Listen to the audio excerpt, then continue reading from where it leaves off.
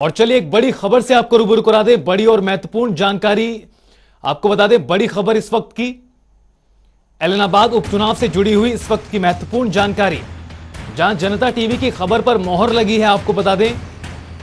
और बीजेपी ने उम्मीदवार का ऐलान कर दिया है। गोविंद कांडा को बीजेपी ने प्रत्याशी बनाया है एलनाबाद उपचुनाव में। और लगातार इस नाम का जो जिक्र है वो पहले भी किया जाता रहा था और आज आधिकारिक तौर पर ऐलान कर दिया गया कि एलनाबाद उपचुनाव में बीजेपी की तरफ से गोविंद कांडा मैदान में उतरेंगे। तो बता दें आपको, आज वो पर्चा भी दाखिल करेंगे। बड़ी जानकारी एलनाबाद उपचुनाव से जुड़ी हुई, जनता टीवी की खबर पर मोहर लगी है। बता दें आपको, गोविंद कांडा को बीजेपी ने उम्मीदवार बनाया है। बड़ी जानकारी, गोविंद कांडा नामांकन दाखिल करेंगे और बीजेपी चुनाव प्रभारी सुभाष बराला इस दौरान उनके साथ मौजूद रहेंगे। बीजेपी उम्मीदवार गोविंद कांडा नामांकन भरेंगे आज और इस दौरान बीजेपी चुनाव प्रभारी सुभाष बराला भी मौजूद रहेंगे। और ज्यादा जानकारी के साथ स्पर्श हमारे साथ जुड़ गए इस खबर पर। स्पर्श, जिस तरीके से यह खबर आज सामने आई है और गोविंद कांडा को भारतीय जनता पार्टी ने प्रत्याशी बनाया है, इससे पहले भी लगातार हम इस बात का जिक्र कर रहे थे कि गोविंद कांडा बीजेपी की तरफ से प्रत्याशी हो सकते हैं, लेकिन आधिकारिक तौर पर ऐलान का इंतजार किया जा रहा था और आज आधिकारिक तौर पर ऐलान भी कर दिया गया।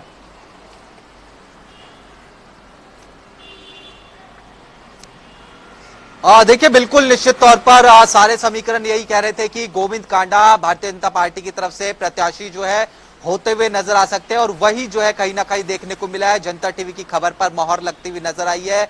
भारतीय जनता पार्टी आज जो है इंतजार कर रही थी कब जो श्राद्ध पक्ष है वो खत्म होगा और उसके बाद लिस्ट का जो है ऐलान किया जाएगा।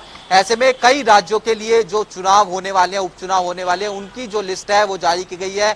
एलनाबाद के लिए गोविंद कांडा को उम्मीदवार बनाया गया और बड़ी स्ट्रेटेजिक तौर पर आज जो है ये उम्मीदवारी कहीं ना कहीं जो है चुनकर निकलकर सामने आई है, क्योंकि भारतीय जनता पार्टी और गठबंधन सरकार जो है प्रदेश में चल रही है। ऐसे में भारतीय जनता पार्टी की टिकट पर गोविंद कांडा भी जो है चुनाव लड़ते हुए नजर आएंगे। और गोविंद कांडा के बारे में अगर कहा जाए तो वो जो क्षेत्र है सिरसा के आसपास का क्षेत्र, वहां पर सामाजिक कार्य जो है वो करवाते हुए जो है नजर आते हैं। जिस प्रकार का प्रभाव हम कहते हैं कि चौटाला परिवार का वहां पर देखने को मिलता है, उसी प्रकार का जो प्रभाव है कुछ मिलता जुलता है। ये जो गोविंद कांडा परिवार है उस क्षेत्र में जो है कहीं ना कहीं अपना प्रभाव जो है रखता हुआ नजर आता है। ऐसे में भारतीय जनता पार्टी की टिकट पर जो पिछली बार चुनाव लड़ रहे थे वो कांग्रेस में शामिल हो गए हैं। तो भारतीय जनता पार्टी निश्चित तौर पर जो उम्मीदवार है वो ढूंढती हुई नजर आ रही थी और भारतीय जनता पार्टी की जो खोज है वो गोविंद कांडा के ऊपर जो है आकर खत्म होती हुई नजर आई है। स्पर्श, बने रहिए आप हमारे साथ। और पवन सिवर भी हमारे साथ जुड़ गए चंडीगढ़ से ज्यादा जानकारी के साथ। पवन, क्या कुछ समझा जाए, इस बार जो मुकाबला है वो त्रिकोणीय होने वाला है, क्योंकि इनेलो की तरफ से अभय चौटाला है तो बीजेपी की तरफ से गोविंद कांडा, हालांकि कांग्रेस की तरफ से अभी पत्ते खुलने का इंतजार किया जा रहा है। ऐसे में कहीं ना कहीं जो मुकाबला है एलनाबाद का वो त्रिकोणीय होता नजर आ रहा है। बिल्कुल, देखिए निश्चित तौर पर एलनाबाद का उपचुनाव जो है वो काफी दिलचस्प होता हुआ दिख रहा है, चूंकि अभय सिंह चौटाला जो है वो वहां से चुनाव मैदान में पहले ही आ चुके हैं और दूसरी तरफ जो है वो भारतीय जनता पार्टी ने गोविंद कांडा को उम्मीदवार बनाया है। गोविंद कांडा के नाम का ऐलान हो चुका है। नवरात्रों का शुभ मुहूर्त का इंतजार था और आज सुबह गोविंद कांडा के नाम की सूची जो भारतीय जनता पार्टी ने अपने कई राज्यों के उपचुनाव के लिए जो उम्मीदवारों की सूची जारी की है उसमें जारी कर दी है। गोविंद कांडा आज दोपहर को नामांकन एलनाबाद पहुंचकर दाखिल करेंगे और जो समीकरण है, समीकरण में अभय सिंह चौटाला जो हैं वो मैदान में आ चुके हैं, गोविंद कांडा मैदान में आ चुके हैं। कांग्रेस पार्टी किसको अपना चेहरा बनाती है ये देखने वाली बात रहेगी, लेकिन प्रबल दावेदार पवन बेनीवाल माने जा रहे हैं, जो 2014 और 2019 का चुनाव भारतीय जनता पार्टी की टिकट पर लड़ चुके हैं और अब कांग्रेस का दामन उन्होंने हाल ही में थामा था और अब कांग्रेस की टिकट उनको मिलने की जो है वो चर्चाएं जोर शोर से जारी है। हालांकि अभी आधिकारिक ऐलान होने का इंतजार करना होगा। अगर पवन बेनीवाल मैदान में आते हैं तो निश्चित तौर पर चुनाव दिलचस्प होगा, चुनाव जो है वो रोमांच पैदा करने वाला होगा। त्रिकोणीय मुकाबला यहाँ पर देखने को मिलेगा। हालांकि अभय सिंह चौटाला, इंडियन नेशनल लोकदल, उनकी पार्टी जो है वो ये दावा कर रही है कि किसानों के हित में, किसानों के समर्थन में अभय सिंह चौटाला ने इस्तीफा दिया था। एलनाबाद के किसान वर्ग समेत तमाम जो लोग हैं वो अभय सिंह चौटाला और उनकी पार्टी का दावा है कि उनके साथ हैं और विरोधियों की जमानत जब्त करवाने की बात अभय सिंह चौटाला और उनकी पार्टी के नेता कर रहे हैं। लेकिन अब जो है वो दो चेहरे अभय सिंह चौटाला और गोविंद कांडा सामने आ चुके हैं। तीसरा चेहरा जब सामने आएगा तो देखने वाली बात रहेगी किस तरीके से चुनाव प्रचार आगे बढ़ेगा, कैसे कैसे जो है वो दावे वायदे चुनाव प्रचार के दौरान किए जाएंगे, किसका चुनाव प्रचार किस स्तर का होगा, ये तमाम जो बातें हैं वो देखने वाली बात रहेगी। कौन जो है वो ऐलनाबाद की जनता को अपने दावे वायदों या फिर अपने जो है वो चुनाव प्रचार से प्रभावित करता है। जनता 30 अक्टूबर को अपना मतदान करते हुए 2 नवंबर को किसके पक्ष में फैसला देती है, ये देखने वाली बात रहेगी। लेकिन चुनाव जो है वो काफी जो वो त्रिकोणीय मुकाबले में होता हुआ नजर आ रहा है। जी, स्पर्श जो ऐलनाबाद की सीट है, यहां पर चौटाला परिवार का गढ़ हमेशा से रहा है और जीतते भी अभय चौटाला हैं कई चुनावों से। लेकिन इस बार बीजेपी ने गोविंद कांडा को मैदान में उतारा है। क्या ऐसा समझा जाए कि भारतीय जनता पार्टी गोविंद कांडा के जरिए जो अभय चौटाला की काट है चुनावों में उसको देख रही है?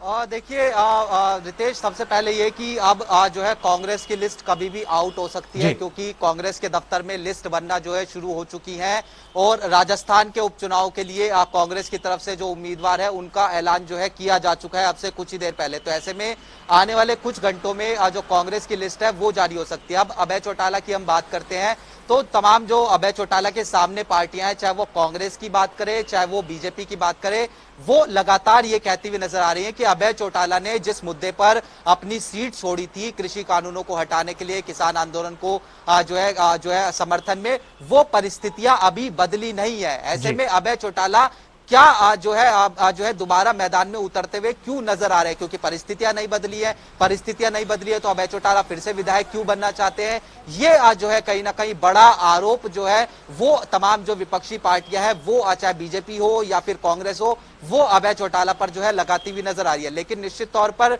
भारतीय जनता पार्टी और जननायक जनता पार्टी का जो गठबंधन है उनके सामने बड़ी चुनौती किसान आंदोलन जो है सबसे ज्यादा जो है निकलकर सामने आ रहा है। और कांग्रेस के लिए ये जो है चुनौती है कि वो अंदरूनी गुटबाजी किस तरीके से जो है पीछे छोड़ते हुए टिकट का ऐलान करे, क्योंकि दोनों ही पक्ष, भूपेंद्र सिंह हुड्डा या फिर कुमारी शैलजा, वो अपने अपने दावेदार जो है मैदान में उतारना चाहते हैं। हालांकि जो प्रभारी विवेक बंसल है, जब उनसे हमने एक्सक्लूसिव बातचीत की तो उन्होंने कहा कि हमने कुमारी शैलजा को अधिकृत जो है उपचुनाव के नामांकन के लिए या फिर कह के उम्मीदवार के चयन के लिए किया। ऐसे में अगर कुमारी शैलजा की वहां पर चलती हुई नजर आएगी तो पवन बेनीवाल जो है मैदान में उतरते हुए जो है नजर आ सकते हैं। औपचारिक ऐलान होना बाकी है, लेकिन दिलचस्प मुकाबला होगा। तमाम पार्टियों के सामने बड़ी बड़ी चुनौती जो है इस बार ऐलनाबाद में निकलकर सामने बिल्कुल आएगी। स्पर्श, मैं कांग्रेस से जुड़ा सवाल पूछना चाहता हूं कि आप भी जैसे जानकारी दे रहे हैं, आपसे थोड़ी देर में आधिकारिक तौर पर ऐलान कर दिया जाएगा कांग्रेस प्रत्याशी का भी, लेकिन वो कौन से नाम है जो चर्चाओं में चल रहे हैं? क्योंकि पवन बेनीवाल भी सबसे मजबूत दावेदार माने जा रहे हैं कांग्रेस की तरफ से, हाल ही में बीजेपी छोड़ कांग्रेस में शामिल हुए थे। इसके अलावा क्या कोई और भी नाम लिस्ट में शामिल है जिसकी जानकारी आपके पास हो?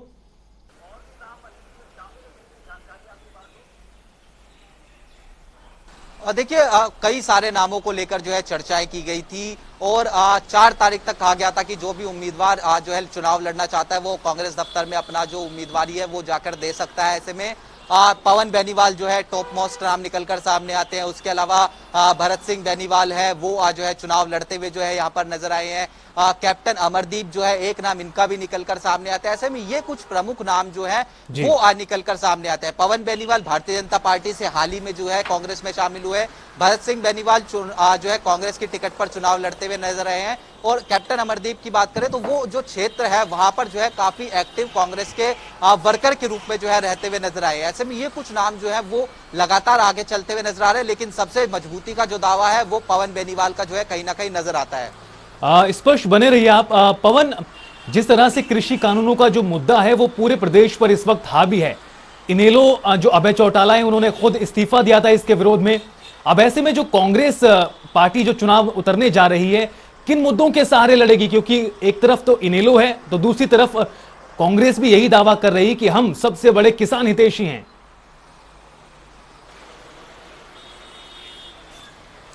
बिल्कुल, देखिए जो ऐलनाबाद का उपचुनाव है उसमें परिस्थितियां थोड़ी अलग है, चूंकि अभय सिंह चौटाला ने 27 जनवरी को जो इस्तीफा दिया था वो ये कहते हुए दिया था कि किसानों की मैं मांग का समर्थन करता हूं, कृषि कानूनों का विरोध करता हूं और किसानों की मांग को सरकार ने 26 जनवरी तक पूरा नहीं किया, इसलिए मैं 27 जनवरी को अपने विधायक के पद से इस्तीफा दे रहा हूं। ऐसे में अब जो चुनाव वहां पर घोषित हुआ है करीब 9 महीने के बाद 30 अक्टूबर को वहां वोटिंग होनी है, तो उसमें अभय सिंह चौटाला जो है वो किसानों के समर्थन का दावा करते हुए, किसान हितैषी होने का दावा करते हुए मैदान में है, जबकि भारतीय जनता पार्टी और कांग्रेस अभय सिंह चौटाला पर यह निशाना साध रही है कि जब किसानों की मांग का समर्थन करते हुए इस्तीफा दिया गया था, तो अब किसानों की मांग पूरी नहीं हुई है। ऐसी परिस्थिति में अभी अभय सिंह चौटाला को मैदान में नहीं आना चाहिए, उनकी पार्टी को चुनाव नहीं लड़ना चाहिए। लेकिन दूसरी तरफ जो है वो रास्ते बीजेपी और जेजेपी गठबंधन के लिए और साथ ही कांग्रेस के लिए भी आसान नहीं है, क्योंकि बीजेपी जेजेपी गठबंधन की हरियाणा में सरकार है। हरियाणा में खासतौर पर बड़ा प्रभाव किसान आंदोलन का देखने को मिल रहा है, 10 महीने से भी ज्यादा का समय हो चुका है।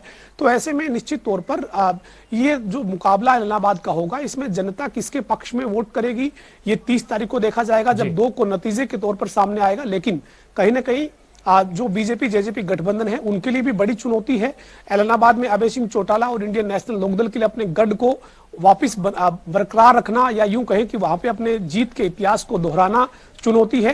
कांग्रेस जो दावा कर रही है, कांग्रेस वहां पर क्या अपनी एक वापसी की भूमिका वहां पर निभा पाएगी, ये देखने वाली बात रहेगी। तो मुकाबला जो है वो त्रिकोणीय होने के आसार हैं। प्रबल दावेदारों में पवन बेनीवाल का नाम कांग्रेस के टिकट पर जो है वो चर्चा में है, लेकिन तीसरे उम्मीदवार के तौर पर जो है वो भरत सिंह बेनीवाल और कैप्टन अमरदीप का नाम भी चर्चा में है। कांग्रेस की गुटबाजी अगर आड़े आती है तो पवन बेनीवाल जो है वो उनको टिकट मिलती है या किसको टिकट मिलती है, ये थोड़ी देर में आज तस्वीर दोपहर तक साफ होने की उम्मीद की जा सकती है। लेकिन इलाहाबाद का जो रण है वो वाकई दिलचस्प होने जा रहा है, चूंकि मामला जो है वो किसानों और किसानी से जुड़ा हुआ है। सभी दल अपने अपने तरह के दावे कर रहे हैं, लेकिन किसके दावे कितने हकीकत में बदलेंगे ये 2 नवंबर को नतीजे साफ करेंगे। स्पष्ट अगर बात कांग्रेस की तरफ से की जाए तो कांग्रेस की तरफ से पत्ते खोलना बाकी है अभी, लेकिन सवाल यह कि देरी क्यों हुई? क्या गुटबाजी कारण रहा? क्या लखीमपुर हिंसा जो हुई वहां पर कांग्रेस के नेता गए, क्या यह कारण रहा?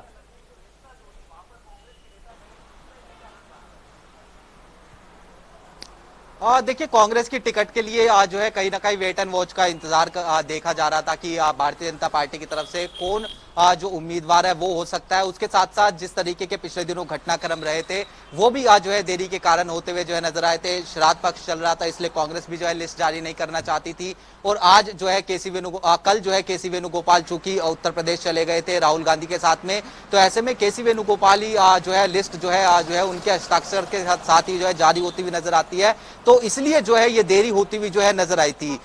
तो लेकिन अब जो है पार्टी दफ्तर में लिस्ट की जो बनने की प्रक्रिया है वो शुरू हो चुकी है, और अब एक एक करके जो अलग अलग विधानसभा के उपचुनाव होने वाले उनके लिए जो ऐलान है नामों का होता हुआ नजर आएगा। ऐसे में उम्मीद है कि अब से कुछ ही देर बाद जो है जो पार्टी दफ्तर है उससे जो है औपचारिक रूप से जो कांग्रेस के लिए वो इलाहाबाद उम्मीदवार कौन हो सकता है उसकी सूची जारी होती हुई जो है नजर आएगी। स्पष्ट बने रहिए। पवन, कृषि कानूनों का मुद्दा तो है ही है, ये सभी देख रहे हैं किस तरह से आंदोलनकारी और किसान प्रदर्शन कर रहे हैं कई महीनों से, लेकिन इसके अलावा भी कई और मुद्दे हैं। जिस तरह से कांग्रेस ने पेपर लीक का मुद्दा उठाया हो, चाहे वो कानून व्यवस्था का मुद्दा क्यों न रहा हो, तो कृषि कानूनों के अलावा और कौन से वो मुद्दे रहने वाले हैं इलाहाबाद उपचुनाव में जो वोटिंग पर असर डालेंगे?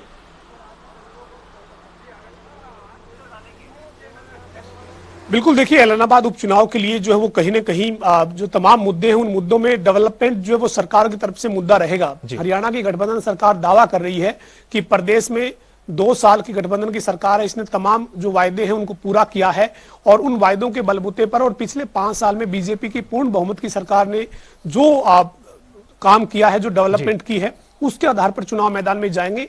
यानी भारतीय जनता पार्टी की तरफ से विकास कार्य मुद्दा होंगे, डेवलपमेंट मुद्दा होगा, और बीजेपी लगातार चुनाव प्रचार में यही प्रयास करेगी कि इलाहाबाद की जनता अगर सरकार के साथ आती है तो सरकार इलाहाबाद की तस्वीर और तकदीर बदलने के लिए काम करेगी। जिस तरीके से बड़ौदा के उपचुनाव में सरकार ने तमाम विकास कार्यों के वायदे किए, उसी तरीके के विकास कार्यों के वायदे डेवलपमेंट के साथ लोगों को जोड़ने का प्रयास करेगी बीजेपी। लेकिन दूसरी तरफ कांग्रेस जो है वो सरकार की विफलता के साथ मुद्दों के साथ चुनाव मैदान में उतरेगी।